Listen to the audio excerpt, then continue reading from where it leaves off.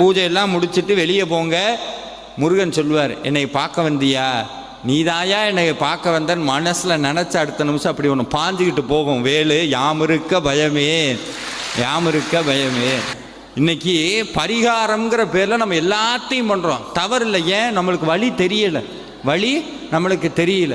இந்த பரிகாரம் பண்ணும்போது ஏன் சென்ற நிறையா பேர் கேட்பாங்க, நாங்கள் போகாத கோயில் இல்லை, பண்ணாத பூஜை இல்லை, கும்பிடாத தெய்வம் இல்லை, எல்லாம் சொல்கிறோம். ஏன் எனக்கு பரிகாரம் பலிக்கலை அப்படின்னா ஒன்றும் இல்லை.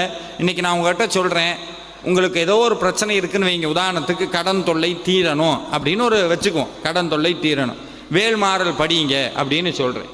வேல்மாறல் படிக்கும்போது நீங்கள் என்ன நினச்சிட்டு படிப்பீங்க? எதை நினைப்பீங்க? கடனை நினைப்பீங்க. முருகனை